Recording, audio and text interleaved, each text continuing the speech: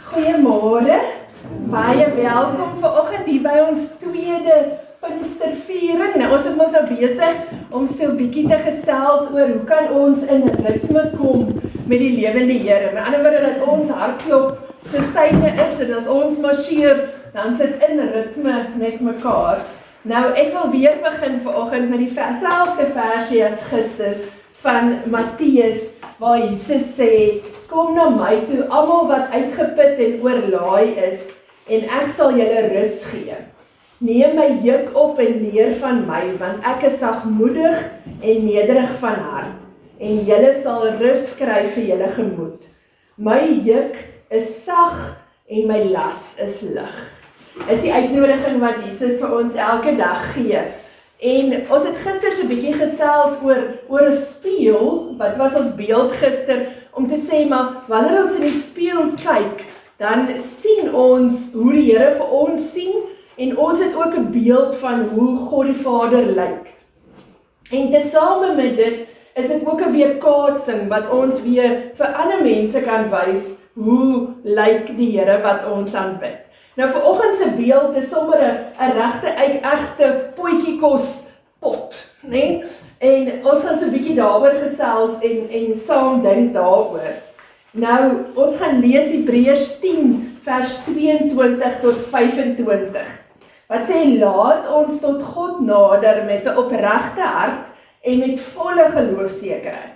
Ons harte is immers gereinig van 'n skuldige gewete, en ons liggame is gewas met skoon water. Laat ons styf vashou aan die hoop wat ons bely, want God is getrou. Hy doen wat hy beloof het. Laat ons ook na mekaar omsien, deur mekaar aan te spoor tot liefde en goeie dade. Ons moenie van die samekomste van die gemeente afbleg bly, soos party se gewoonte is nie, maar mekaar eerder aanmoedig om daarheen te gaan. En dit des te meer na mate julle die oordeelsdag sien naderkom.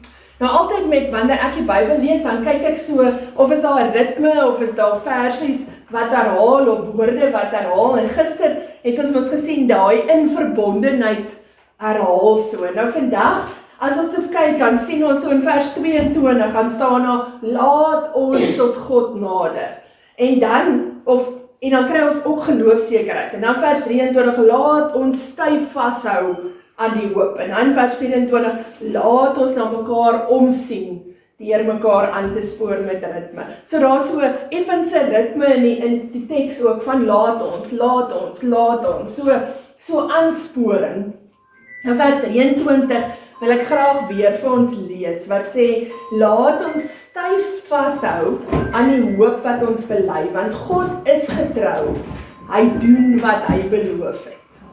Nou, julle al probeer om vir iemand 'n drukkie te gee, wat nie 'n drukkie teruggee nie, né? Dis nogal moeilik, as mens iemand vashou, dan hou daai persoon aan jou ook vas, né? Of as jy 'n bietjie hulp nodig het om te stap, daar's 2 arms, weet jy, kan nie net met een nie. So, die wonder dan is dat, as ons nou praat van gister se in verbondenheid met God, dan kom bevestig hierdie teks van vandag van Hebreërs dit weer, om te sê, God is deur die weg wat Jesus vir ons gebaan het, kan ons aan hom vashou, want hy het sy arm al reeds vir ons uitgesteek, so ons kan hom vashou. Daar's 'n pa en 'n seentjie, nou dis al hele paar jaar terug, toe dit nog bietjie veiliger was, toe die pa by die kar kom te besef hy het iets vergeet in die winkel, en hy wil toe nou nie weer sy seentjie saam terugvat nie, en hy sê toe vir hom, wag vir pappa in die kar, ek gaan net so 10-15 minute wees. En toe hak hy vas in die winkel, en amper 'n uur later, kom hy eers by die kar, en sy hart gat net so, want hy besef, hierdie kind van hom moet seker nou al hysteries wees. Maar toe hy daar by die kar kom, toe sit die seentjie rustig, en hy vra toe vir hom, was jy nie bang gewees dat pappa nou so lank gewag het nie?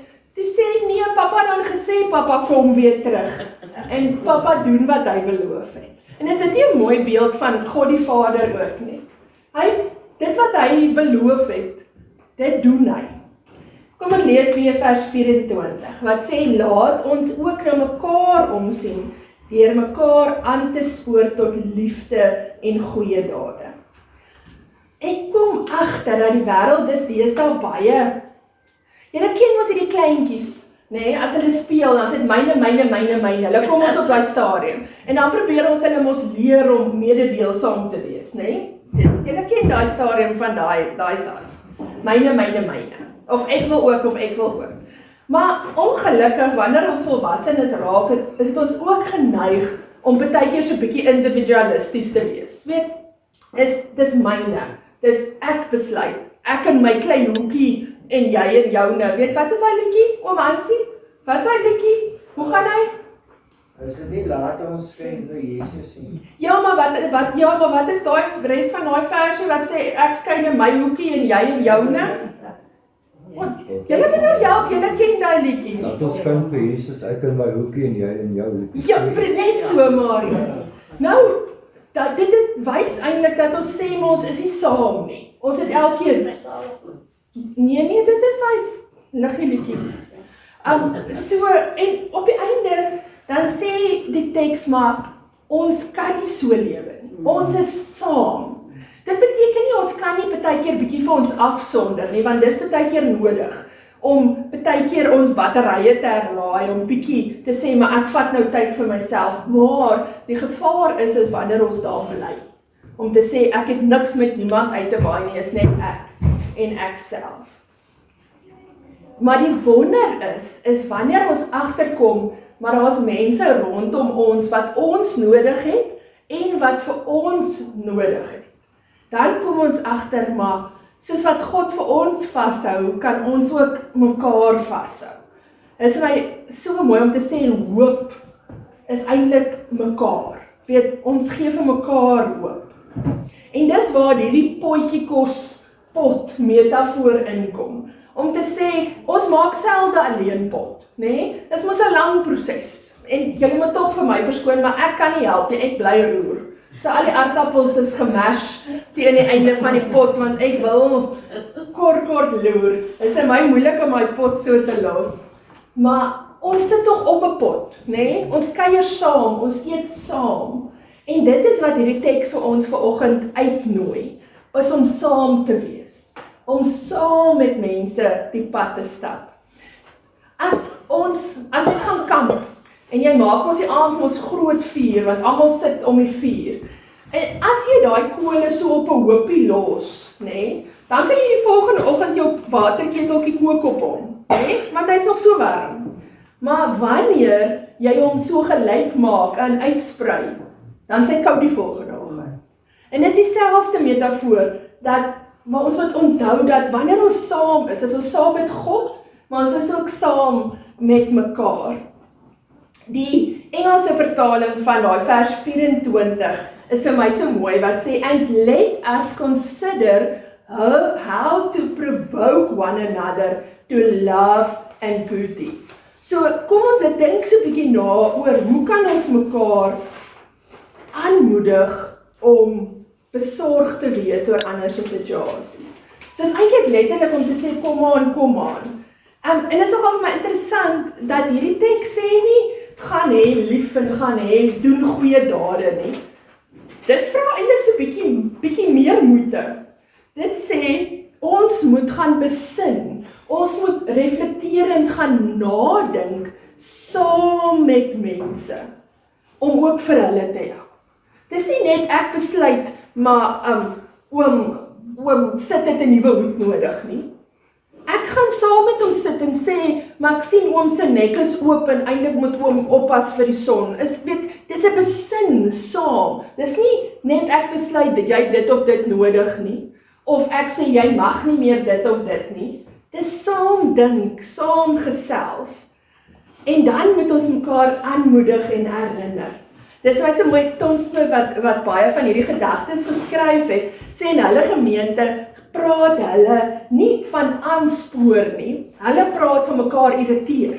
Nou, irriteer het mos al 'n negatiewe konnotasie, is nou soos 'n muskiet, weet as jy daai lig afsien, daai irritasie het mos 'n negatiewe geluid, maar hulle het dit in iets positiefs verander, om te sê, maar ons wil mekaar so aanmoedig en herinner, dat ons mekaar amper irriteer om goeie dade te hê en om mekaar lief te hê. Is dit nie 'n mooi beeld nie? Dit gaan nie ophou nie. Kyk, hy muskiet hou nie op nie, totdat hy nie vir jou gebyt het en klaar gedoen het nie.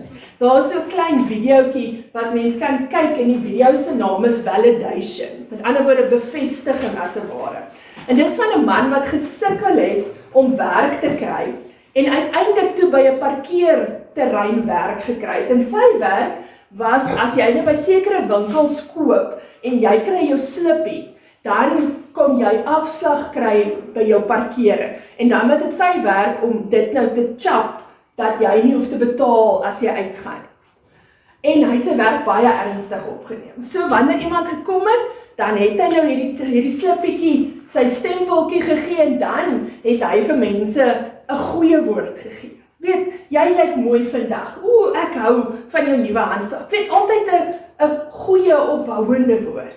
En so het die eienaars van hierdie kompleks agtergekom, die meeste mense stop net aan daai kant van die winkel. En toe hulle agterkom en mense begin vra, maar weet jy, stap nogal ver na die ander winkel toe, hoekom stop jy daar?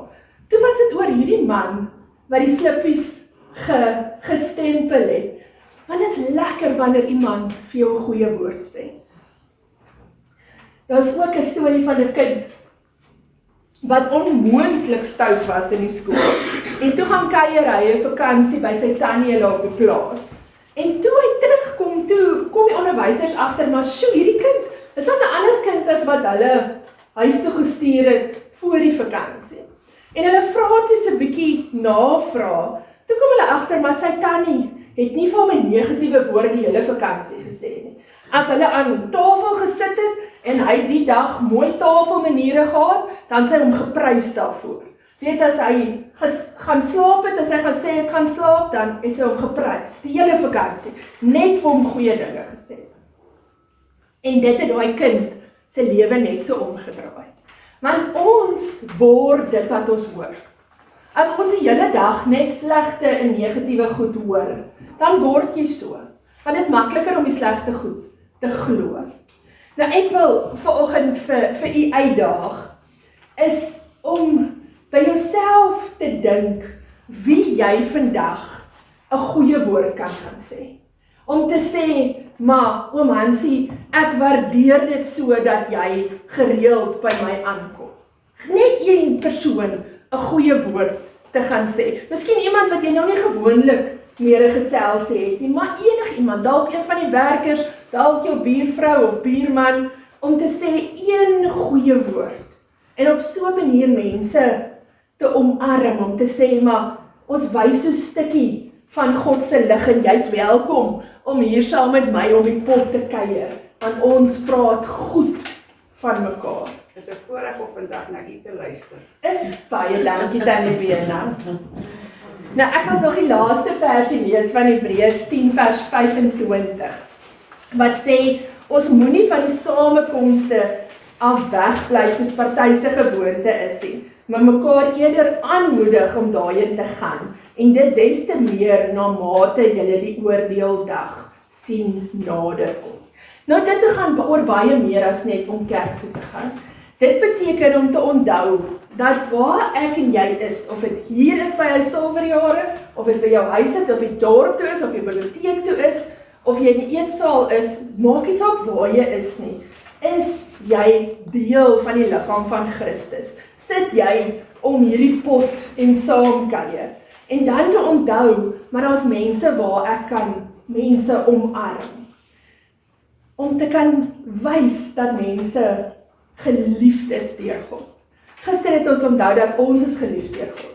Maar het is ook ons verantwoordelikheid om mense te omarm en ook vir hulle te herinner dat hulle geliefd is. Want as ons om tafel sit, onthou Jesus se laaste saam wees met sy disippels voordat hy gekruisig was, wat het hy gedoen? Saam geëet, saam brood gebreek, saam uit dieselfde beker uitgedrink, sodat ons kan onthou dat hy vir ons liefhet en ons dit dan ook verder kan gaan doen. Kom ons bid saam. Vader, dankie dat deur Jesus se kruisdood en opstanding, dat U ook vir ons kom wys het hoe liefde lyk. Hoe om as 'n ware mense te omarm en saam te kuier om 'n pot en saam gevoed te word deur die Heilige Gees. Here, wys ons vandag wie het 'n bietjie liefde en aandag nodig en leer ons om van mekaar ook goeie dinge te sê en dit vir mekaar te sê. Amen.